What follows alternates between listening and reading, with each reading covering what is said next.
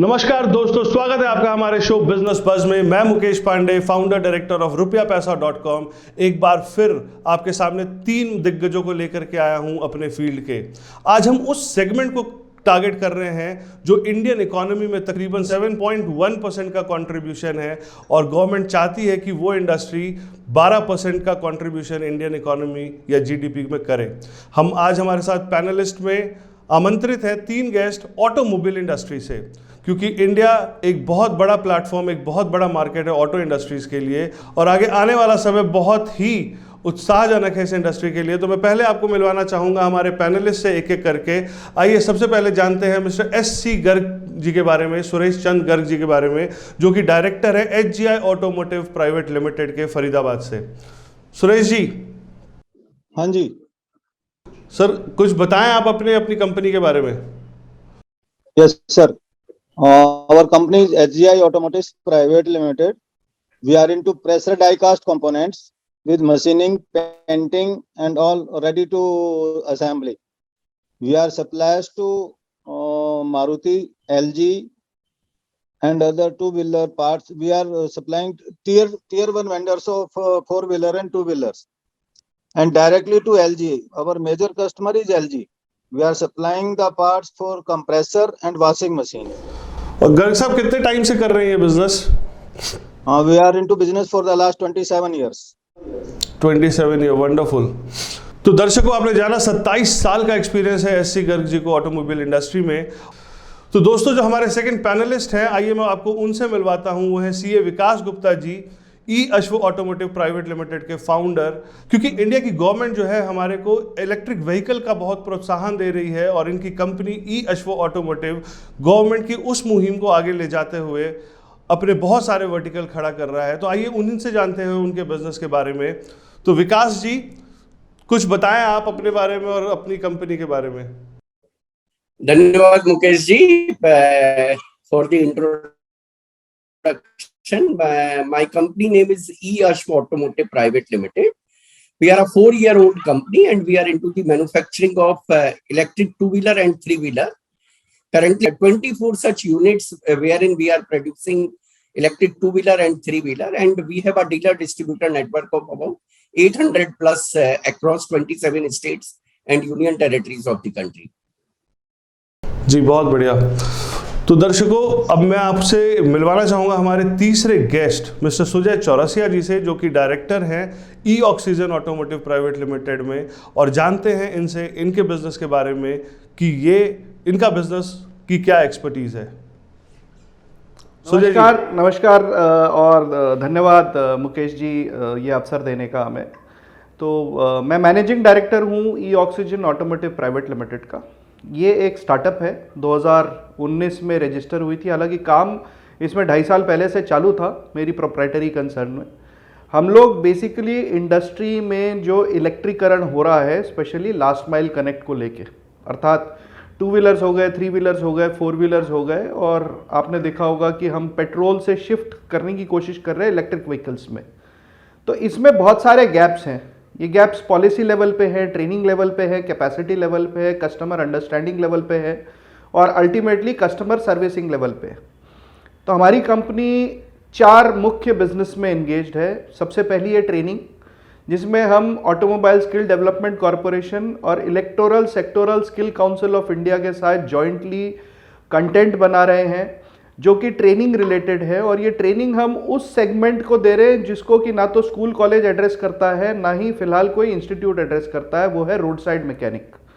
हम पेट्रोल के road side mechanic जो कि 2-व्हीलर्स का काम करते हैं एक छोटे से दबड़े से, उन लोगों को हम पकड़ के ट्रेनिंग देते हैं कि आपको अगर बिजली की गाड़ी बनानी है, सर्विस देना है, मेंटेनेंस देना है, तो ये कैसे कर सकते हैं। और दूसरी एरिया है हमारी कंसल्टेंसी की, जहां हम कंपनीज को मदद करते हैं स्केल अप और एक्सपेंशन करने के लिए। And last is our business module where we are providing servicing to last mile delivery operators for online.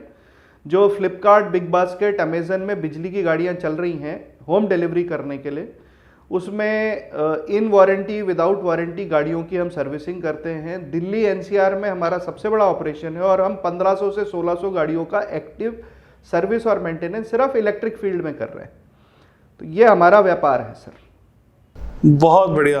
तो दर्शकों, आपने जाना हमारे एक्सपर्ट से उनके बिजनेस एक्सपर्टीज के बारे में। लेकिन सर, पिछला जो 2.5 साल हिंदुस्तान का गुजरा है, जब पहला लॉकडाउन से लेकर के अभी तीसरा लॉकडाउन, और अब पता नहीं आगे आने वाले सालों में कितने लॉकडाउन हिंदुस्तान देखेगा। और ऑटोमोबाइल सेक्टर स्पेशली जब लॉकडाउन हुआ था तो सोचा था कि बहुत ज़्यादा स्ट्रेस होने वाला है।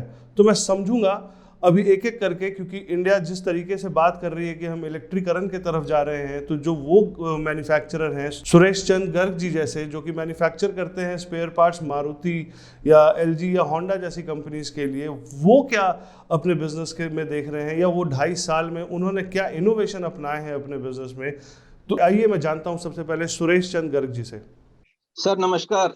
लॉकडाउन से काफी सेटबैक लगा, क्योंकि किसी को भी नहीं पता था कि ऑल ऑफ ए सडन हम घर में लॉक हो जाएंगे। उन दिनों हमने काफी मीटिंग्स अटेंड की आप लोगों के साथ, राजीव चावला जी के साथ, और काफी कुछ सीखा। और जब ओपन हुआ तो हमने उन चीजों को अप्लाई किया। और हम जो ना लॉकडाउन की वजह से हमारे देश में इंडिया चाइना का बिजनेस कट के हमारे देश में आ रहा है। That's a big plus point. और business is growing and we have also developed overseas customers from USA during the last 2.5 years, and we are looking much better than before. ये बात गर्ग साहब ने बिल्कुल सही कहा कि चाइना का जो काम है वो वहाँ से कट के इंडिया में आ रहा है, यानी कि जो हम कह रहे हैं कि India as a global opportunity की मार्केट की तरह देखा जा रहा है, वो बिल्कुल सत्य है। तो आइए जानते हैं हमारे सेकंड पैनलिस्ट से विकास गुप्ता जी से, बिकॉज गवर्नमेंट की बहुत बड़ी मुहिम है कि पेट्रोल डीजल का जो यूसेज है वो इंडिया में कम होकर के इलेक्ट्रिफिकेशन के तरफ जाएं, व्हीकल जितने भी हों वो इलेक्ट्रिक बैटरीज पे चले। आइए जानते हैं विकास गुप्ता जी से कि वो 2.5 साल जब अचानक से लॉकडाउन अनाउंस हुआ था, तो जो उनकी प्रिपरेशन थी, क्योंकि इनकी कंपनी 2018 से इलेक्ट्रिक व्हीकल के अंदर में बहुत ही एक्टिवली काम कर रही है, और जब 2020 में जब पहला लॉकडाउन अनाउंस हुआ, तो आइए जानते हैं उन्होंने अपनी टीम का किस तरीके से प्रोत्साहन किया और अपने बिजनेस में क्या इनोवेशंस लेकर के आए हैं। जैसा गर्ग साहब ने भी बोला, इनिशियली तो ये एक बहुत बड़ा सेटबैक था, क्योंकि तभी मतलब अगर आप ट्रू सेंस में देखें तो हमारी कंपनी नई थी, प्रोडक्शन स्टार्ट हुए कोई बहुत लंबा पीरियड नहीं हुआ था, हमने ग्रो करना चालू किया था, अचानक से ये सेटबैक लग गया।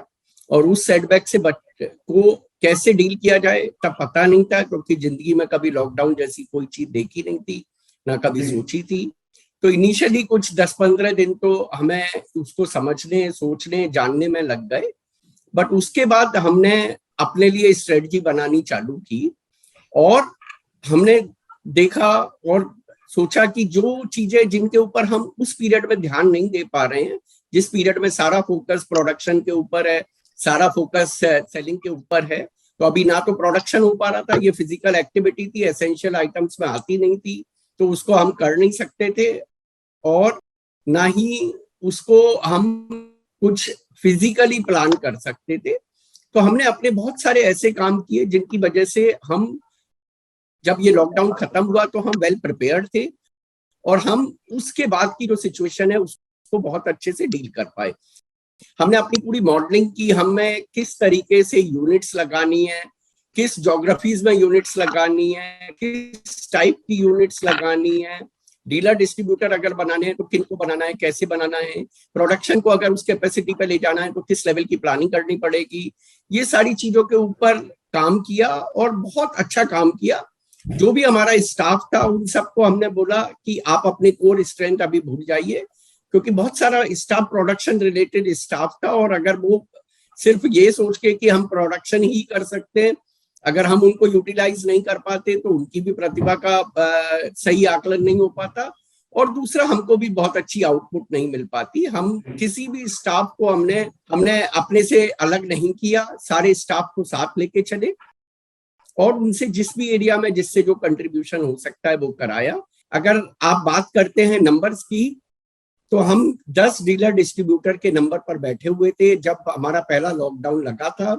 आज 800 से ज्यादा डीलर डिस्ट्रीब्यूटर्स हमारे पास हैं। तो 2 साल में हमने लगभग 800 डीलर डिस्ट्रीब्यूटर्स जोड़े हैं, और ये 2 साल पूरे वही 2.5 साल लॉकडाउन वाले 2.5 साल रहे हैं। एंड आई थिंक हमारे को ये पीरियड बहुत ही अच्छा रहा। उसका रीजन था कि लॉकडाउन के पीरियड में हमने बहुत अच्छे से अपनी प्लानिंग की और सारी स्ट्रेटजीज को डिफाइन। तो विकास जी की जो ये स्टेटमेंट है कि उन्होंने 10 डीलर से 800 डीलर में लेके गए, ये एक इंस्पिरेशन है उन लोगों के लिए, और ये सिर्फ वही लोग कर पाए हैं जो उस कोरोना काल में पॉजिटिव रहे हैं और इनोवेशन लेकर के आए हैं। नहीं तो जहां इस इंडस्ट्री में बहुत सारे लोगों को मैं पर्सनली जानता हूं जो नेगेटिव फीलिंग लेकर के आज भी अपने घर में बैठे हैं, बिजनेस एक्सपैंड नहीं कर पा रहे हैं, वहीं पे विकास गुप्ता जी जैसे बिजनेस ओनर, एंटरप्रेन्योर हमारे बिजनेस के लिए एक इंस्पिरेशन है, जहां पे इन्होंने 10 डीलर से 800 डीलर पे लेके गए और अपने टीम का प्रोत्साहन किया। अपनी टीम और बढ़ाई होगी जरूर जब ये 800 डीलर तक लेके गए हैं। तो आइए जानते हैं सुजय चौरसिया जी से, क्योंकि उनका जो बिजनेस है स्पेशली ट्रेनिंग एंड सर्विसेज को लेकर के है। तो उस टाइम पे जब वो फिजिकल मीटिंग्स बंद हो चुकी थी, फिजिकल ट्रेनिंग्स बंद हो चुकी थी, लोग सर्विस के लिए भी आई थिंक कम आ रहे होंगे क्योंकि मूवमेंट बंद हो चुकी थी, तो उन्होंने क्या इनोवेशन अपने बिजनेस में लेकर के आए हैं और वो क्या माइलस्टोन अचीव कर पाए हैं इस कोरोना के अंदर में, वो और क्या इंस्पायर करते हैं अपनी इंडस्ट्री में जो उन जैसे लोग हैं जो उनको देख के इंस्पिरेशन लेना चाहेंगे। तो आइए जानते हैं सुजय चौरसिया जी से, उनसे सीधे। सुजय जी। सर, आपने जैसे बोला विकास जी और गर्ग साहब ये दोनों अपने कोर इंडस्ट्री में से थे। मैं तो इंटीरियर का आदमी था सर। ये कंपनी हमने रजिस्टर ही 2019 में की है, just few months prior to the lockdown starting in 2020।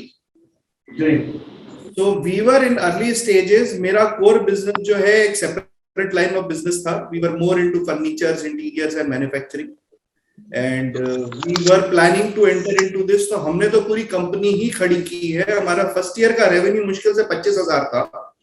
जो ये साल हम क्लोज करेंगे, ये it will cross nearly 3.5 crores. Out of this, more than 3.25 crores is pure export orders on consultancy of vehicle design, consultancy of training. हमारे भारत के जो structure में जो रेवेन्यू है वो मुश्किल से 25-30 लाख का है, लेकिन हम यहाँ पे स्किल्स को एड्रेस कर रहे हैं। और आपको ये जान के बड़ा सरप्राइज महसूस होगा, you will be very surprise to know that this skill is lacking not only in India but in Africa, in Europe, in America, in entire Southeast Asian belt. So entire world is trying to move. पूरी दुनिया जो है, पूरा विश्व petrol related गाड़ियों से shift करने की कोशिश कर रहा है इलेक्ट्रिकल व्हीकल्स में। आज की तारीख में दिल्ली में 1700 गाड़ियों की हम एक्टिव मेंटेनेंस करते हैं, which is fairly big, and we are trying to now expand to a all India level. But ये स्किल सेट हम ऑलरेडी ट्रेनिंग करके यूरोप में, अफ्रीका में, countries like Thailand, Vietnam, which are very large two-wheeler markets. So ये तो skill set की बात हो गई, जहां हम सिर्फ एक नॉलेज इंपार्ट कर रहे हैं। यही मार्केट हमसे गाड़ियां भी मांगेंगे। सुजय जी, समय की पाबंदी को देखते हुए एक समय हो चुका है हमारा एक छोटे से ब्रेक का। बहुत जल्द मिलते हैं हम अपने दर्शकों से एक छोटे से ब्रेक के बाद, और फिर चर्चा जारी रखते हैं और जानते हैं आगे किस तरीके से हम उनको मोटिवेट कर पाएंगे अपने बिजनेस को बड़ा करने में। अब जब बिजनेस बढ़ेगा तो ब्रांचेस भी बढ़ेंगी, और ब्रांचेस बढ़ेंगी तो बढ़ेगी कंफ्यूजन और गलतियां। अब करें अपने टैली, बिजी या किसी भी अन्य सॉफ्टवेयर को सेंट्रलाइज केवल क्लाउड एक्सेस से। ज्यादा जानकारी के लिए डायल करें 8826974747। काश कोई ऐसा टीवी प्रोग्राम हो जहां आपके हुनर के बारे में चर्चा हो। काश कोई ऐसा चैनल हो जो आपको कहे कि प्लीज हमारा शो होस्ट कर दो ना। अब इस काश की दुनिया से निकलिए और हमारे साथ उड़ान भरिए आकाश की, क्योंकि कैपिटल वन टीवी आपके सपनों को लेकर आया है आपके सामने। फोन उठाएं और डायल करें। बेचारा कंप्यूटर डेटा, कभी इसकी चोरी का डर, तो कभी वायरस अटैक से बिगड़ने का, तो कभी हार्ड डिस्क का क्रैश होना। न जाने क्या क्या सहता है हमारा कंप्यूटर डेटा। पर अब और नहीं, कंप्यूटर डेटा को हरदम रखें सेफ क्लाउड एक्सेस से। ज्यादा जानकारी के लिए डायल करें 8826974747। स्वागत है दोस्तों आपका ब्रेक के बाद, और हम चर्चा कर रहे थे हमारे पैनलिस्ट से कि इंडिया एज अ इकोनॉमी किस तरीके से आगे बढ़ रही है ऑटोमोटिव सेक्टर में स्पेशली, क्योंकि अब पिछला 2.5 साल गुजर चुका है, सब बाउंस बैक करने के लिए तैयार हैं। तो मैं जानना चाहूँगा एक एक करके हमारे पैनलिस्ट से कि जब वो 2.5 साल जब गुजरे, आपके वेंडर्स, आपके एम्प्लॉयज़ बहुत नेगेटिव, बहुत उम्मीद भरी नज़रों से आपके तरफ देख रहे होंगे, तो आपने उस समय अपनी टीम का किस तरीके से हौसला अफजाई करी, अपने वेंडर्स को संभाला, उनको मोटिवेट रखा? क्योंकि जो आप उस समय उनकी ज़रूरत पे खड़े थे, तो आज वो ज़रूर आपकी ज़रूरत में कंधे से कंधा मिला के आपके साथ खड़े होंगे। तो इसके बारे में पहले जानते हैं विकास गुप्ता जी से कि उन्होंने अपनी टीम या अपने वेंडर्स, तकरीबन 800 डीलर उन्होंने खुद बोला, उसको किस तरीके से बिजनेस मॉडल दिया, इंस्पिरेशन दी अपने बिजनेस में। जी बिल्कुल। देखिए, ये 2.5 साल बहुत ही चैलेंजिंग भी रहे और बहुत ही ज्यादा हमको मजा भी आया इन सारी 2.5 साल के ऊपर। दो चीजें जो हमने खास तौर से की, पहला ये कि अपनी स्ट्रेटजी बनाई। जब हम लॉकडाउन में थे, जब हम काम नहीं कर पा रहे थे, उस पीरियड में हमने अपनी स्ट्रेटजी बनाई।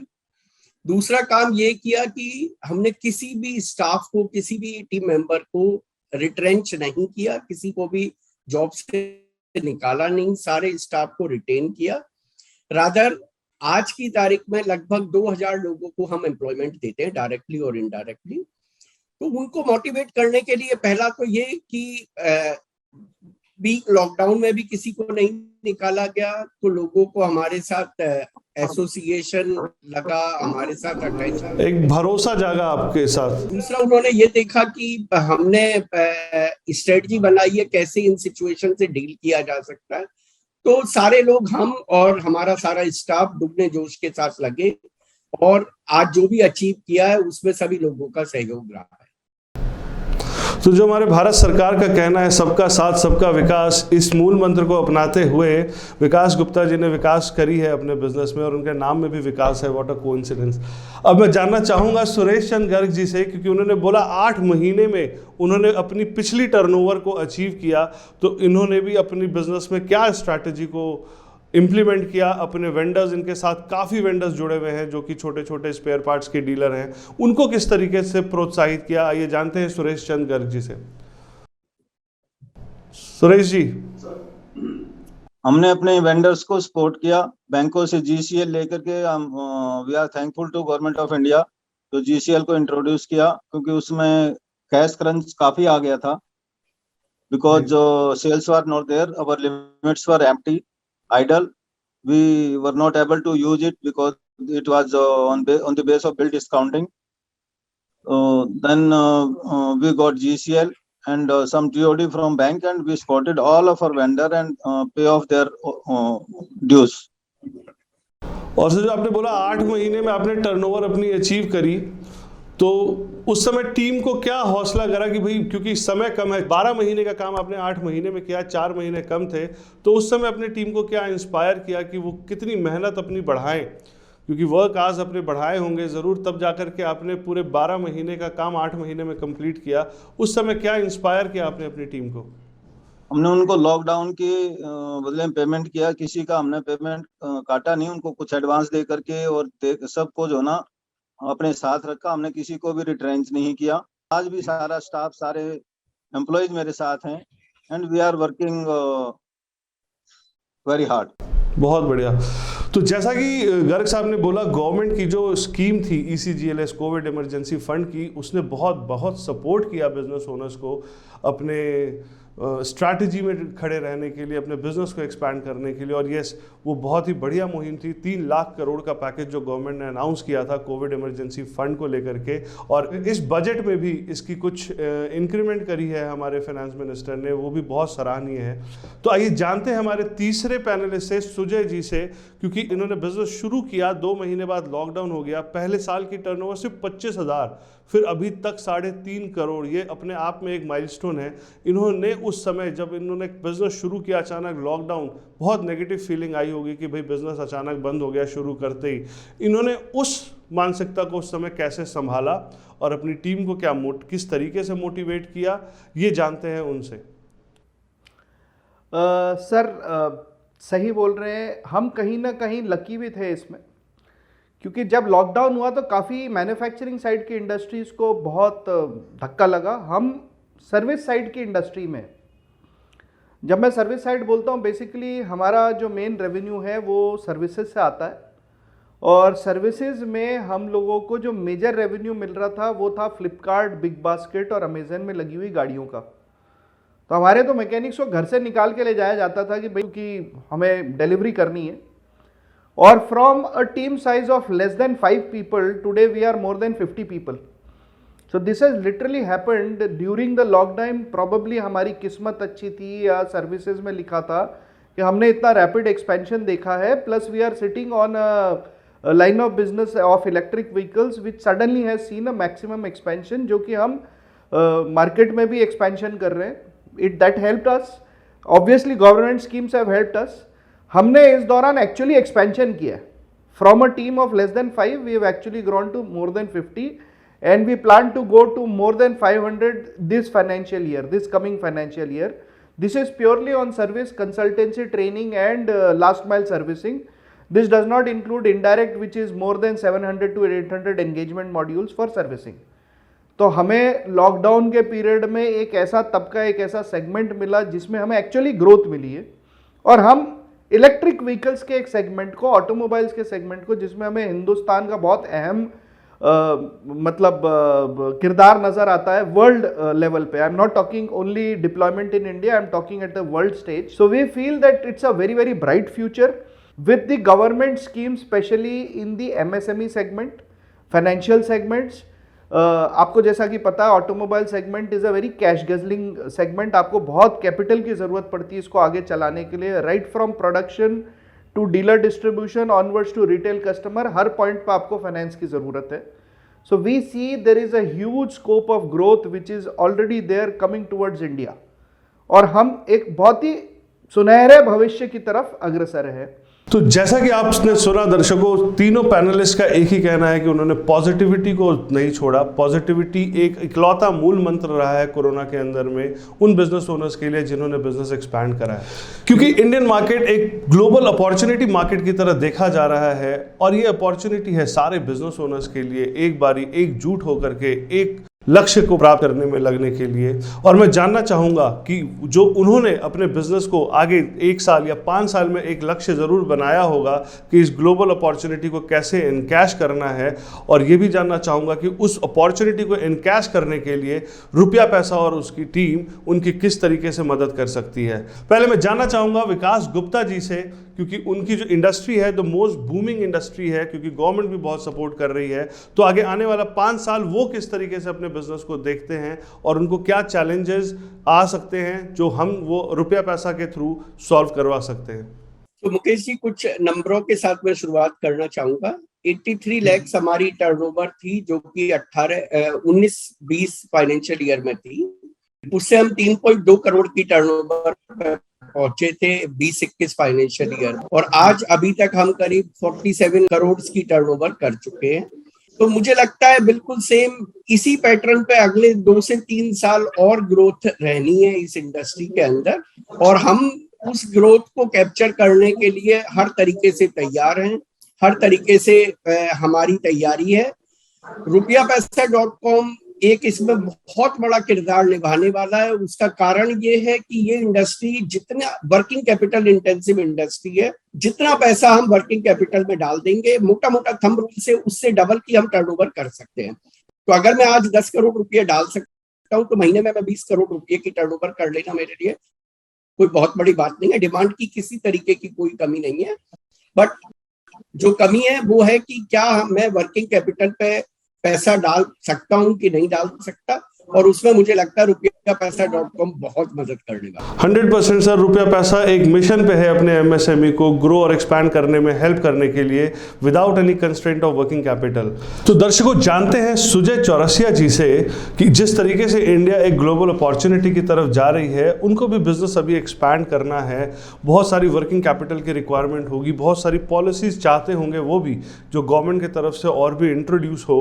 तो वो क्या चैलेंजेस देख रहे हैं अपने बिजनेस में, और रुपया पैसा की टीम उनकी किस तरीके से मदद कर सकती है इसमें उनको अचीव करने में. सुजय जी. जी हाँ सर, ऐसा है जैसा कि विकास जी पहले ही बोल चुके हैं कि इसमें वर्किंग कैपिटल की ज़रूरत है.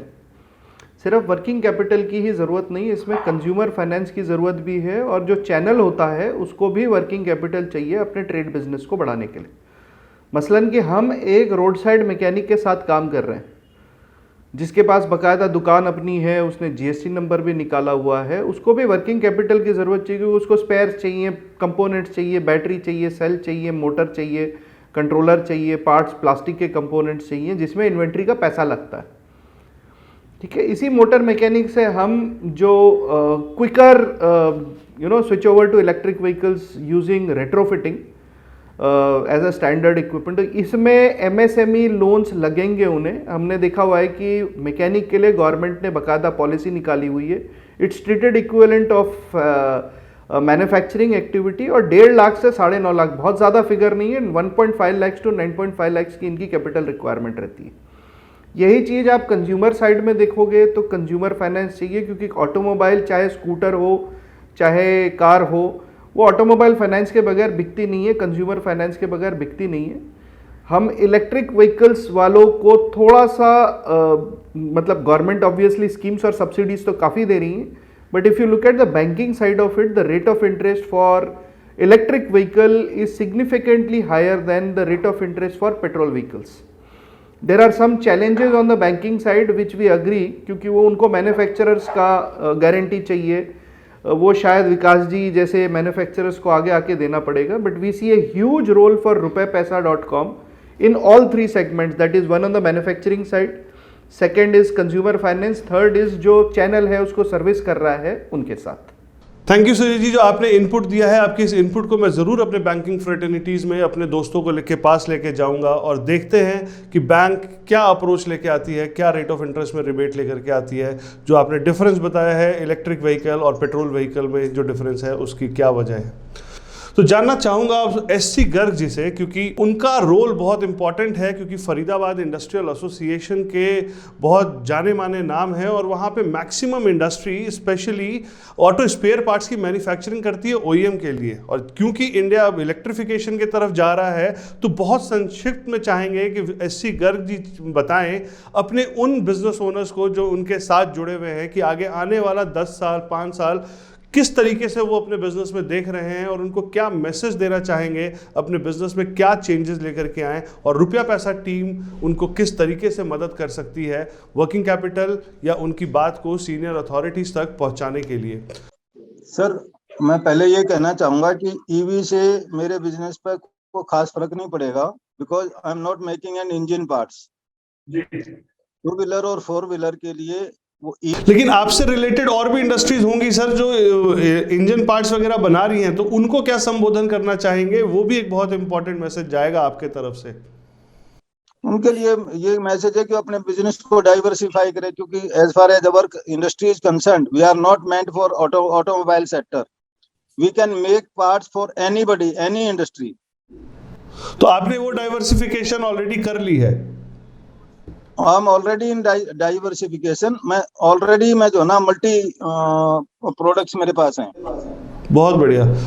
तो एज अ रुपया पैसा टीम आपकी क्या, कैसे आप चाहते हो सर, आपकी क्या रिक्वायरमेंट या रुपया पैसा टीम की तरफ से क्या आपकी बात को सीनियर अथॉरिटीज तक लेके जाया जाए? सर, रुपया पैसे के बिना तो हमारा काम ही नहीं चल सकता, क्योंकि ये तो हमारा रॉ मटेरियल है। फाइनेंस के बिना तो कोई भी इंडस्ट्री नहीं चल सकती है। इसके अंदर एक rupeapaisa.com से या सीनियर अथॉरिटी से मैं गुजारिश करूंगा कि जो ये फोरक्लोजर चार्जेस है ना, उसको वे ऑफ करवाया जाए, बिकॉज एग्जिस्टिंग बैंक सपोर्ट नहीं करता, दूसरे के पास जाते तो फोरक्लोजर की बात करते हैं। बिल्कुल, ये बहुत ही पेनफुल मुद्दा उठाया है गर्ग साहब ने, जो कि बैंक्स फोरक्लोजर के नाम पे अगर कोई कस्टमर एक बैंक से दूसरी बैंक में जा रहा है, बहुत मोटा अमाउंट अट्रैक्ट करती है। और इस बात को ज़रूर देखना चाहिए बैंक्स को कि ताकि ये फोरक्लोजर चार्जेस में कुछ वेवर आ पाए, ताकि वो अपने बिजनेस को बड़ा कर सके। उनके पास ये ऑप्शन रहे कि अगर एग्जिस्टिंग बैंक से बढ़िया रेट ऑफ इंटरेस्ट कोई और बैंक उनको दे रहा है, तो उनके पास ऑप्शन हो उधर स्विच करने का, या उनका एग्जिस्टिंग बैंक उस रेट ऑफ इंटरेस्ट को मैच करे, ताकि वो वहीं बाहर जाने की सोच भी ना पाए। तो दोस्तों, जुड़े रहिएगा हमारे शो बिजनेस बस के साथ। मैं मुकेश पांडे, डायरेक्टर rupeapaisa.com से आपको ये आश्वासन देता हूं कि आने वाले शो में भी आपको एक से एक दिग्गजों से मिलने का मौका मिलेगा और उनके बिजनेस के सक्सेस मंत्रा को जानने का मौका मिलेगा। मिलते हैं अगले हफ्ते इसी समय इसी शो पे। तब तक के लिए बने रहिए और खूब सारा आशीर्वाद देते रहिए। अगर आपको भी कोई क्वेश्चन या कोई सवाल का जवाब जानना है तो नीचे दिए गए नंबर पे आप हमें फ़ोन कर सकते हैं, हमारी टीम से कॉन्टैक्ट कर सकते हैं। धन्यवाद।